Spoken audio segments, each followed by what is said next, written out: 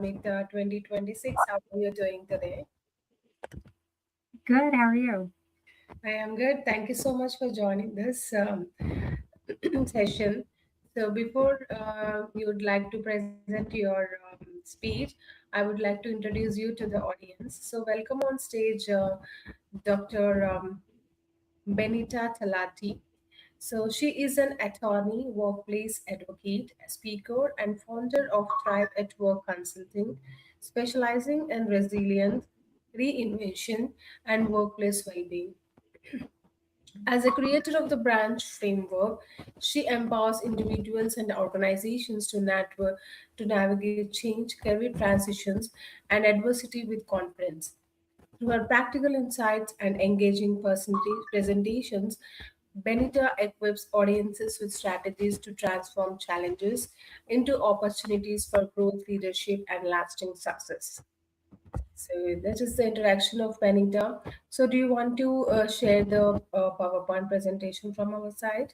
Yeah. Okay, just give us a moment.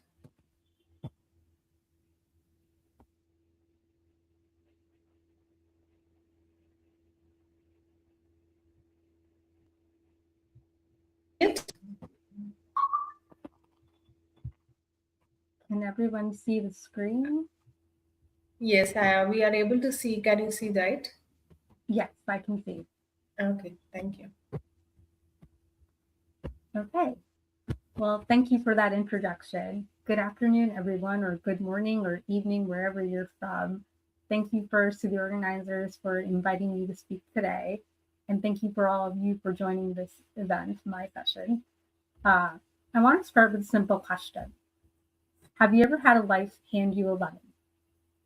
Maybe it was a health diagnosis, a job loss, a financial setback, a family crisis, a dream that didn't work out the way you planned.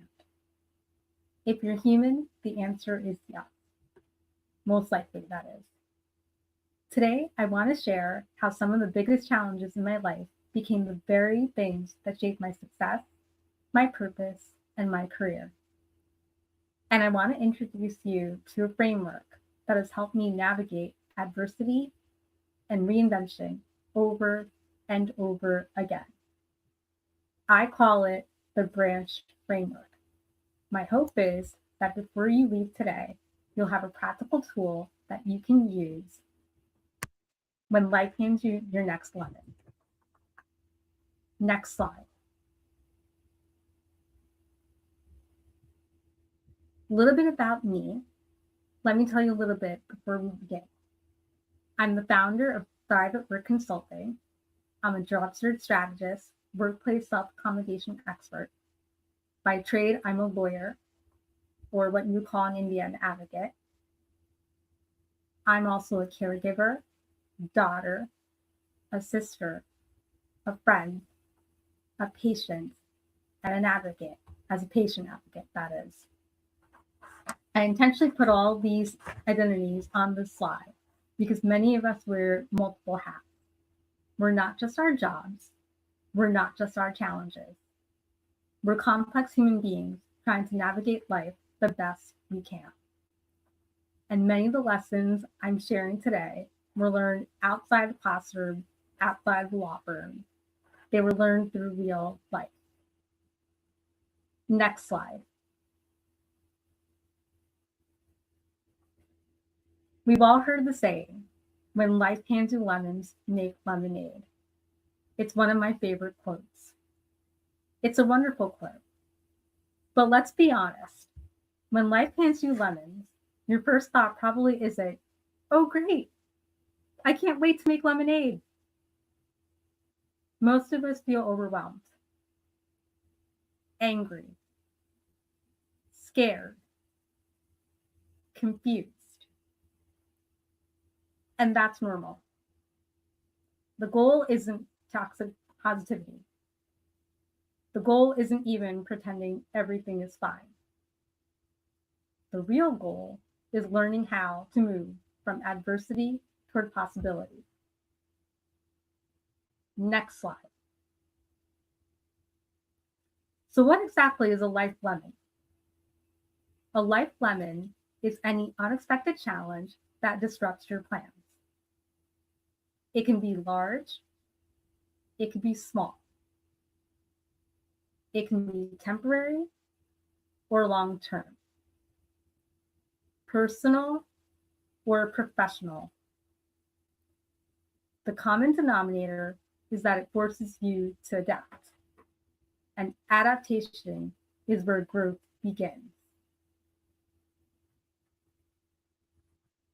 So I'd love right now if you would take some time and put in the chat, what are some examples that you believe are life lemons? I'll give you about a minute.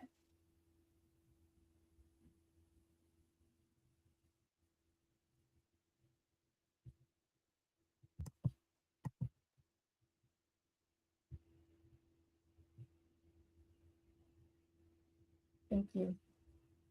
So life lemons come in many forms: chronic illness, pain, or disability, crime victim, financial hardship. It can be family crisis. It could be caregiving responsibilities, just to name a few.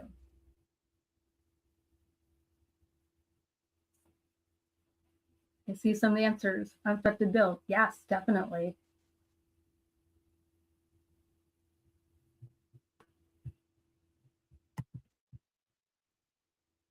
Next slide.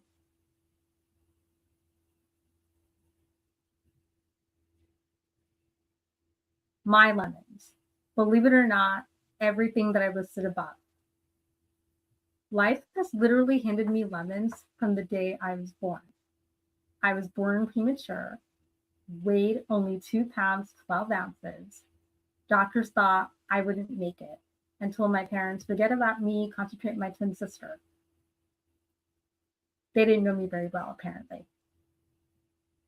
I fought and I survived.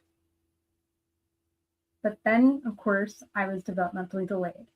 I crawled late, I walked late, I even talked late. That premature birth and likely family history led to me being really nearsighted. But my first major life lemon came when I was about 7 years old, when I was diagnosed with a condition called amblyopia, better known as having a lazy eye. It left me with monocular vision, which means I see with one eye, even though I actually have vision in both eyes.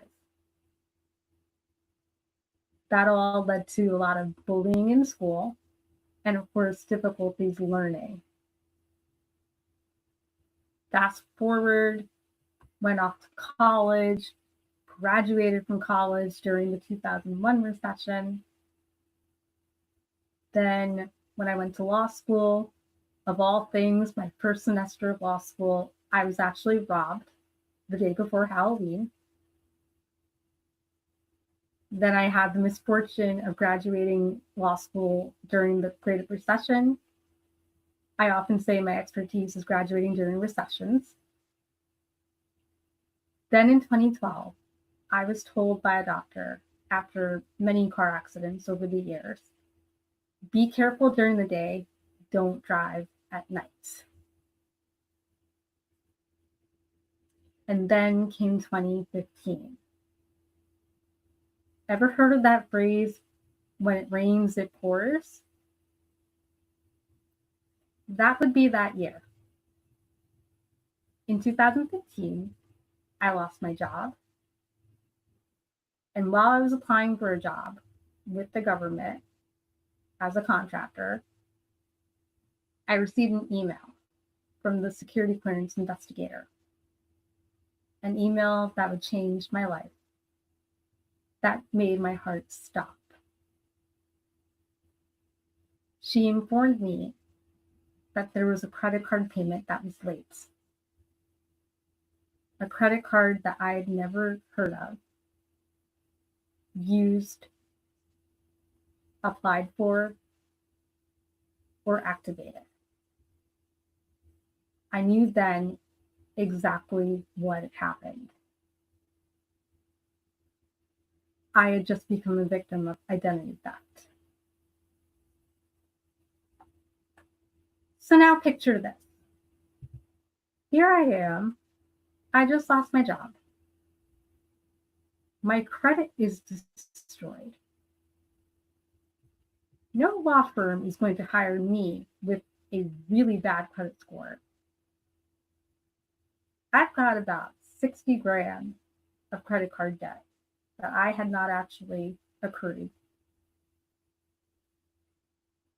I'm getting phone calls from debt collectors relentlessly.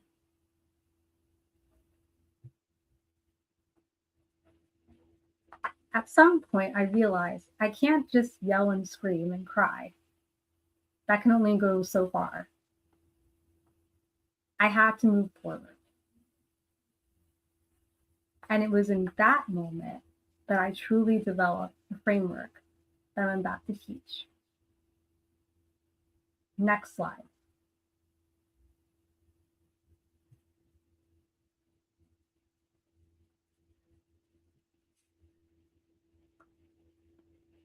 Lemons can be a turning point. Adversity is not a stop sign. It can be a turning point. Too often, we interpret setbacks as evidence that we failed. But challenges don't define us, they redirect us. A lemon is not the end of your story, it's the beginning of a new chapter. A chapter that may require reinvention, a chapter that may require courage, a chapter that may reveal opportunities you never would have considered otherwise. And that's where the branch framework comes in. Next slide.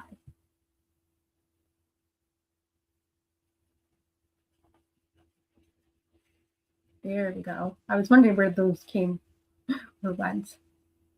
Next slide.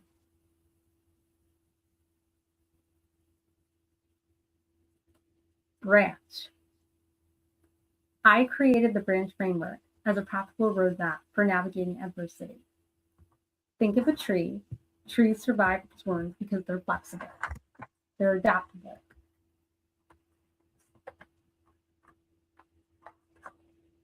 They bend, and yet they still continue growing. This framework is designed to help us do the same. So let's walk through each step. First step is to breathe. Breathe doesn't mean just take a deep breath. Although typically when we're facing a crisis, you get bad news, what's the first thing we hear? Calm down, take a deep breath. There's some science behind that. Taking these deep breaths often tend to calm our nervous system. Breathing is more than just deep breathing. It can be other things. Anything to prevent panic or stop the panic, because panic prevents problem solving. When we're overwhelmed, our brains shift into survival mode. We need to create enough space to think clearly before making major decisions. Next slide. So some ways to breathe. Next slide. There we go. Some ways to breathe. Literally take deep breaths. Go for a walk. Meditation. Journaling. And even practicing gratitude. Anything that helps to create emotional distance between you and the crisis at hand. One thing I've learned is that not every problem requires an immediate solution. Sometimes the first step is to simply calm ourselves enough to decide what comes next. Next slide. Resources. Next slide. The next step is resources. One of the biggest mistakes people make during difficult times is believing they have to do everything alone. You do not. In fact, resilience is often a learned and team sport. I have to give credit where credit is due. This question, what are your resources, came from a therapist of mine who asked me during one session, what are your resources? And although initially I pushed back and resisted and said, I'm my only resource, I realized that's actually not true. And this homework assignment helped me realize what really are my resources. Next slide. Since that time, I've always asked myself these questions. What resources already exist that I haven't considered? Who can help? What organizations exist? What information is available? What tools am I overlooking? So some resources, family, friends, mentors, coaches, professional networks. Some examples of things, books, podcasts, courses, technology. And they can be places, libraries, government agencies, community organizations, faith communities. The key is remembering that support exists. Very simply, we have to be willing to seek it out. Next slide.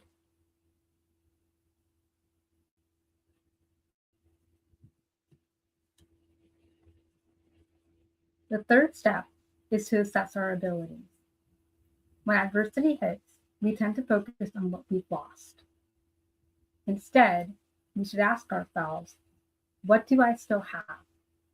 What skills do I possess? What experience can I leverage?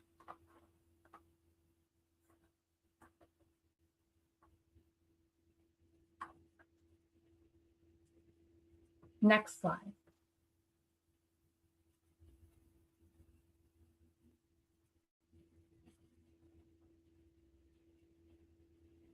Slide before that. Yes, next slide is name your needs. We often think about what our wants are rather than our needs.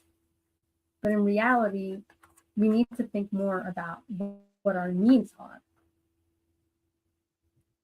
Here are some examples of some of our needs. And although this list originally came from my own job search, think of any experience. Let's say health crisis.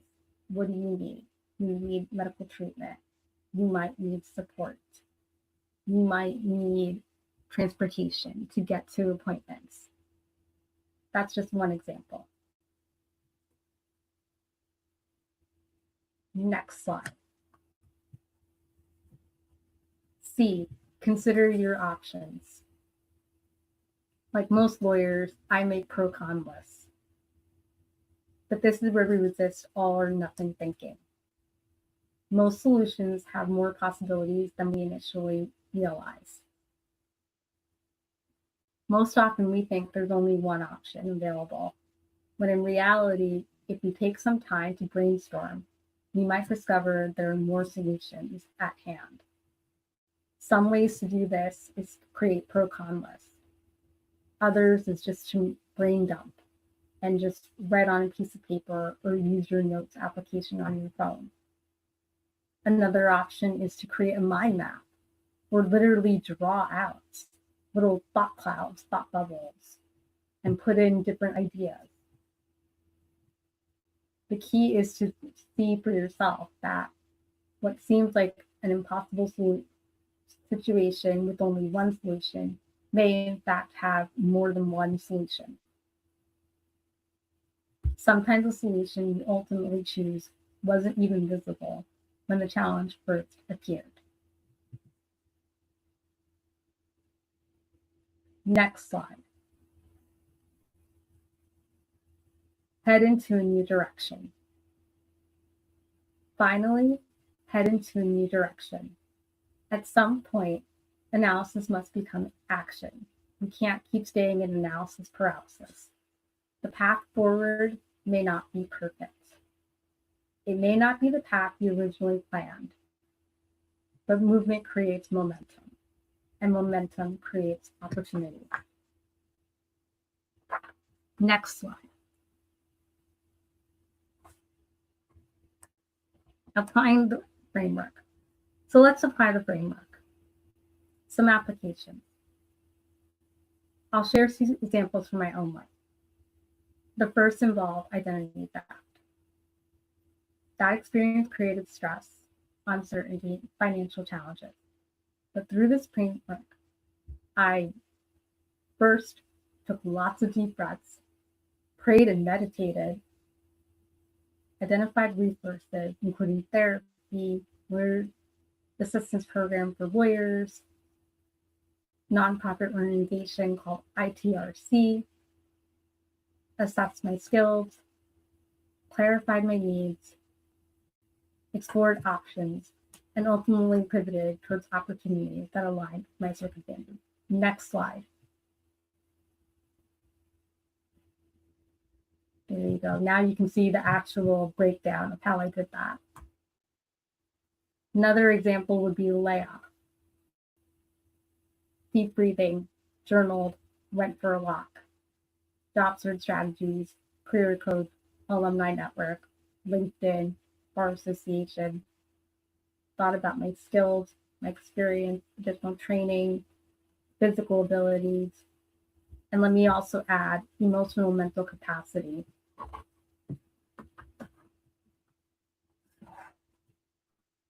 I thought about my network. I thought about my legal background. I thought about my transferable skills, my caregiving responsibilities, my health needs, my transportation realities. And instead of asking, what job can I get? I asked, what work arrangement fits my life? That question changed everything and brought me back home, actually. Next slide. So how do we actually make the lemonade? We take these ingredients, branch, and we add one more thing. Reflection, reframing. So some reframing looks something like this. Chronic illness, problem-solving skills. Caregiving, empathy. Job transition, adaptability. Workplace challenges, consulting reviews. Setbacks create opportunities. You may not see it right away. It may take days, weeks, months, but eventually you'll find something good coming out of the awful experience if you're willing to look for it. Your greatest strengths may be hiding inside your greatest challenges. Next slide. So what lemon are you squeezing today? What challenge are you facing? And how might you apply the branch framework to it? Remember, you are the creator of your destiny, the architect of your life. You cannot always control what happens to you, but you can control your response. And often that response becomes the foundation for your next success story. Next slide.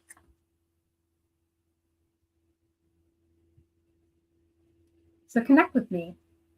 These are some ways to connect with me: LinkedIn, Instagram, and I have a free gift for all of you. If you scan the QR code to the right, you'll receive a free workbook on this framework. And I'm happy to answer any questions.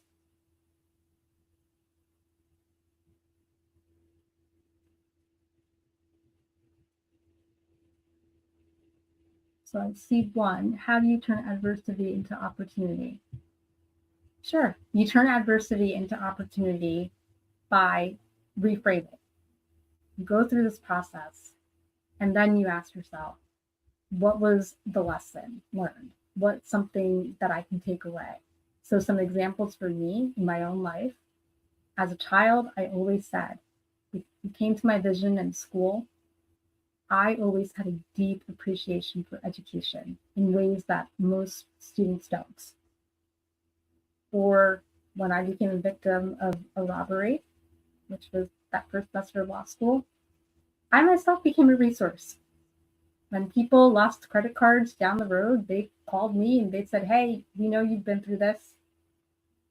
So now I'm someone who people can turn to. With identity theft, I learned about a nonprofit organization I previously never knew about. I learned some tough lessons, of course, about not having a social security card in my wallet. And of course, I learned about things like freezing my credit, monitoring my credit reports more, getting the extended fraud alert that I previously was not able to obtain. And I was able to use that time to, utilize my negotiation skills.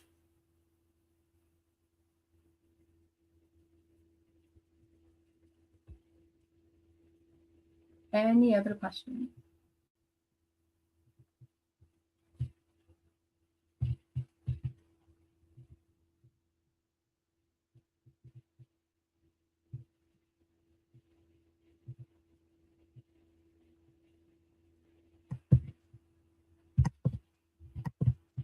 Benita, for the great presentation today. And if you want to connect with Benita, so you can reach out to her LinkedIn profile and Instagram, and also you can visit her website. And if you want to avail a free book, you can scan the QR code. So you can just take this screenshot of this, and if you want to approach her, you can do that. And so, yeah, there is a question from our audience, Benita. So, how do you turn adversity into opportunity? Right. So as I just said, that one way to do that is reframing.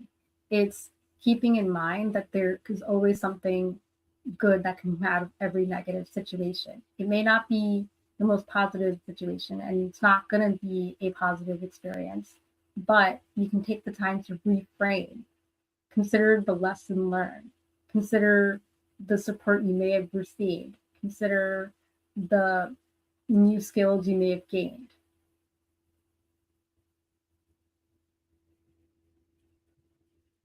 Thank you, ma'am. Thank you so much for answering the question. I think there were no questions. So, yeah, and thank you so much for sharing your great presentation with Virtual Summit 2026. So, I think, uh, please do join our future conferences as well and encourage our next speaker sessions. So, please do join our next speaker session and reach. Richard is already on the backstage, so you can join her presentation and share your thoughts with her as well. Thank you. Bye Thank you bye. for having me.